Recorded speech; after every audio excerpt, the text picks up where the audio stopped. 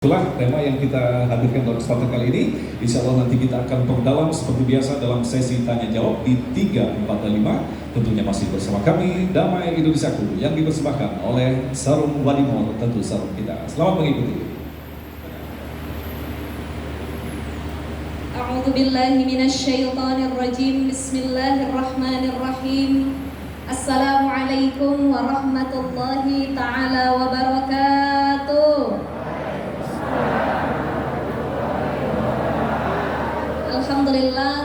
Alhamdulillah alladzi ja'ala nikah syari'atan lil mu'minin wa barakatan insyaallah lil 'amilin. Wassalatu wassalamu ala sayyidina Muhammadin wa ala alihi wa sahbihi ajma'in.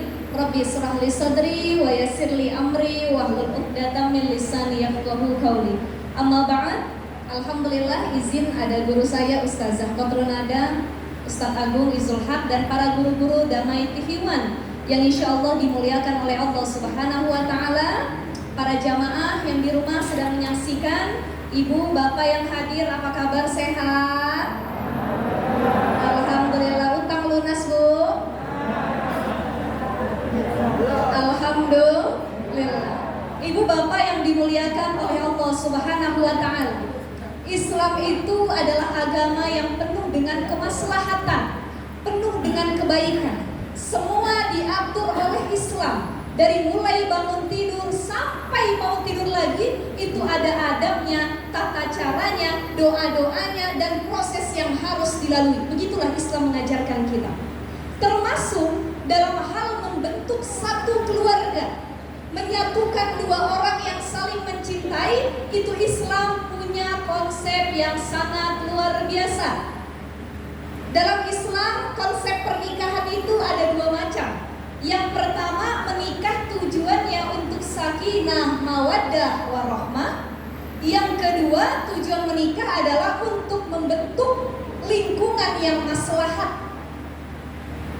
Bagaimana sakinah, mawaddah, warahmah ini ditanamkan pada kedua belah pihak, suami dan istri. Nanti kita bahas insya Allah selanjutnya. Berbeda sekali dengan konsep keluarga yang ada dulu di zaman jahiliyah. Dulu Bu, zaman jahiliyah itu kalau kata Imam Mawardi, ini disebutkan juga oleh Aisyah radhiyallahu anha, istri dari Rasulullah sallallahu alaihi wasallam, kana fil jahiliyah, ya anna nikah fil jahiliyah kana ala arba'ati anha. Dulu di zaman jahiliyah itu pernikahan ada 4 model, Pak. Ya, tapi jangan diikutin juga, udah gak boleh. Itu zaman jahiliyah dulu. Pertama, ada yang disebut dengan nikah wiladah. Nikah wiladah adalah pernikahan yang sah tanpa ada perzinahan terlebih dahulu. Dan Rasul itu lahir dari pernikahan wiladah. Abdullah dengan Aminah ketemu, gak zina, gak apa, saling menjaga diri, akhirnya lahirlah Rasulullah Sallallahu Alaihi Wasallam.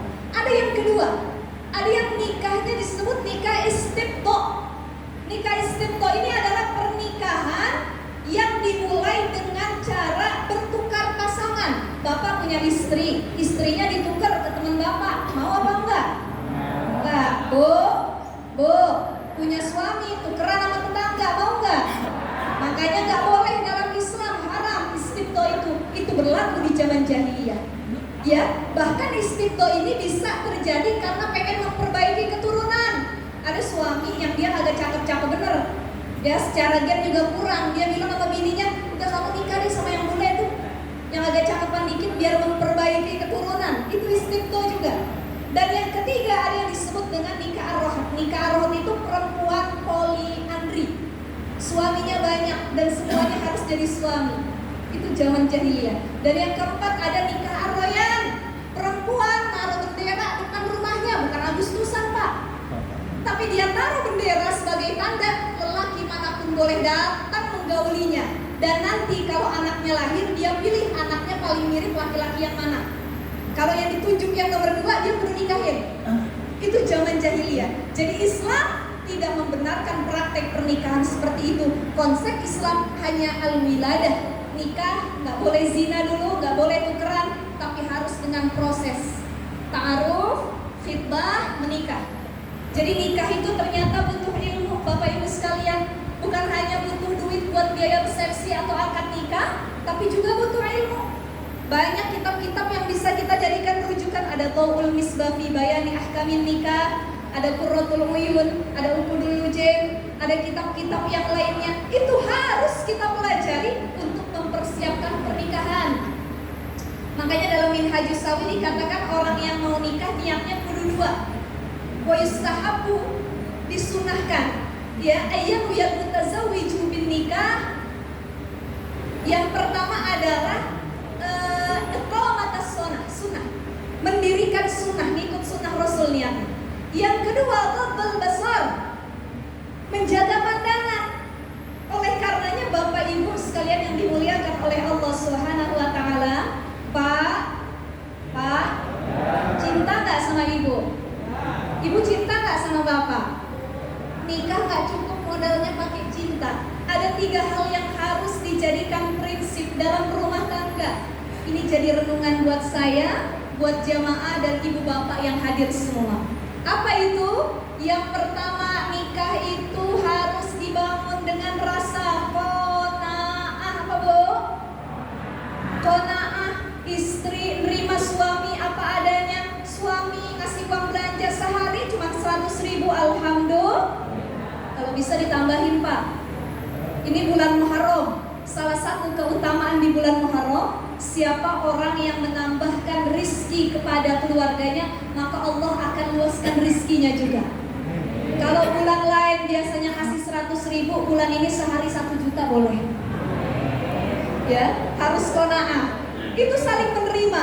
Jadi ketika kita akad nikah suami istri, saya terima nikah dan kawinnya, bukan hanya orangnya, cantiknya, tampangnya, tapi bau badannya, model ngilernya kalau tidur, ya, cara ngomongnya, sifatnya, kepribadiannya, itu harus diterima dengan rasa qanaah. Insya ini yang membentuk untuk menjadikan sakinah mawaddah warahmah. Yang kedua adalah harus saling menutupi kekurangan.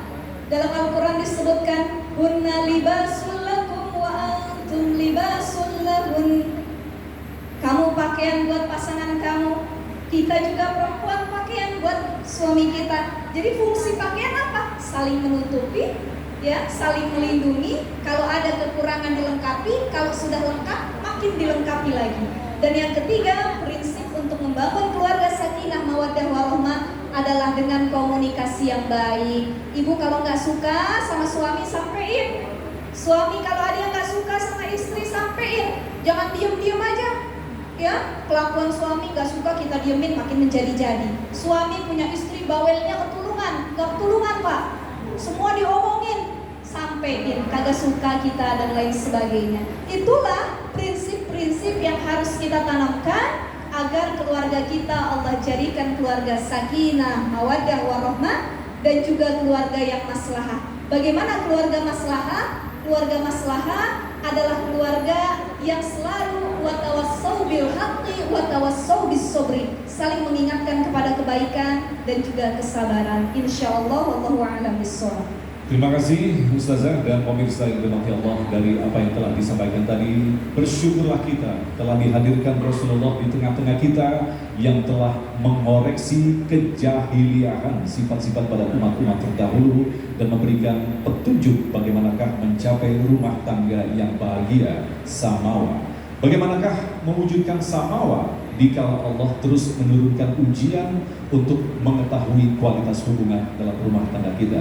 Insya Allah Bunda Kotunada akan menjelaskan selepas pesan berikut ini. Tetaplah bersama kami Damai Indonesia.